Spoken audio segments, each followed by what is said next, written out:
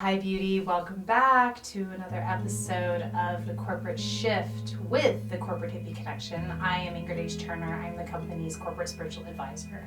I am thrilled to be here with you today talking about the marriage of business and spirit. Business and energy is absolutely my jam to get us on an energetic even keel and bringing our gifts out into the world in a way that is impactful and abundant and oh so joyful.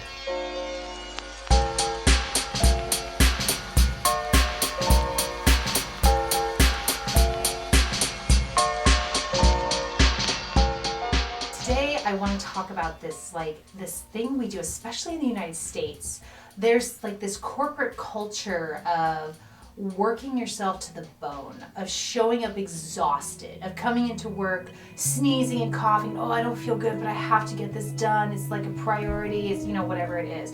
So if you've worked in the corporate world and maybe you brought this into your own business, it's this incredibly dark, dense energy of burning yourself out, flaying yourself at the altar of busyness, at the altar of sacrificing everything. It's like martyrdom for business. And you can tell I'm not a fan, okay? I'm not a fan. Then when we get into our own businesses, having worked in the corporate world, right, and sort of been in that mentality, we feel like we really have to up that in order to be successful in our business, to be successful as an entrepreneur, to be successful in leading a company.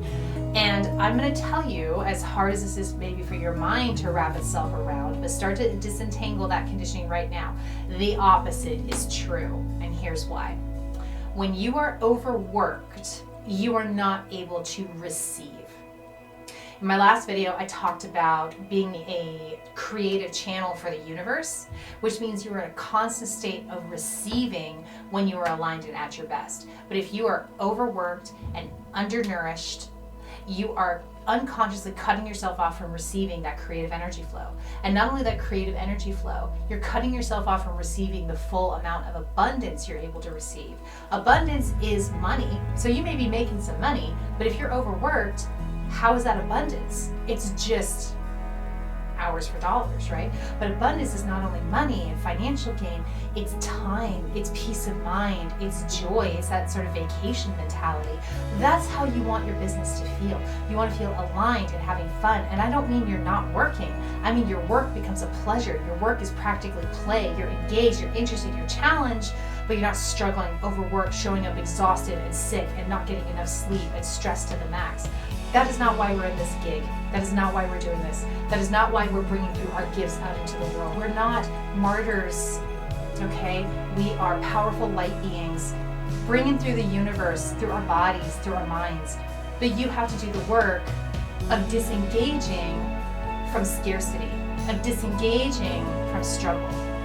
So part of your job is to carve out time for yourself to be open to receive. And the only way you can receive everything that we're talking about and more is to relax your body, is to relax your mind, is to relax your heart. We've talked about in other videos showing up and doing your spiritual practice, scheduling that in, taking your self-care time. But you need to focus in on schedule in time for relaxation as well. Yesterday, I woke up, anxiety spiked. I was just having a day of it. I was all over the place. In my anxious state, which is a fear state, a scarcity state, the last thing I wanted to do was take off from all the things, like my big old long to-do list, all the things I felt like had to get done. It felt like it was on pants on fire kind of priority. The last thing I wanted to do was get away from that and give myself space and time to relax.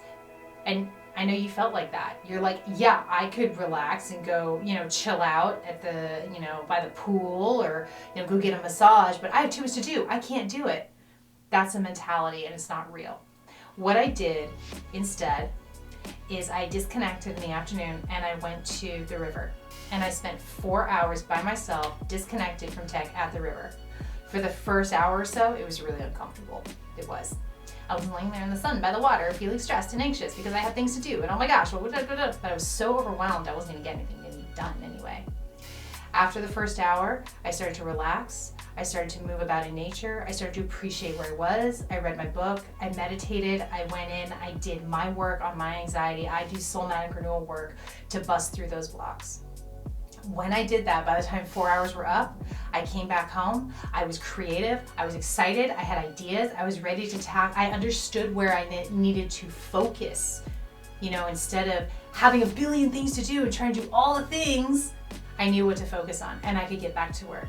Whereas before that, I was so anxious and so in crisis mode with my work and what I was doing, anything I did was going to be half-assed. It wasn't going to be any good. I needed to take that time. And I want you to take that time as well. I want you to find your happy place. I want you to get out there for more than an hour, more than 2 hours. Get out there for a day if you can. Give yourself that break. Disconnect from tech, disconnect from all the people. Go dive in and see what a huge difference it makes to your productivity, to your inspiration, and to your focus. Let us know what you think in the comments, all right? We're all learning from each other. I love you madly, and I'll see you next week.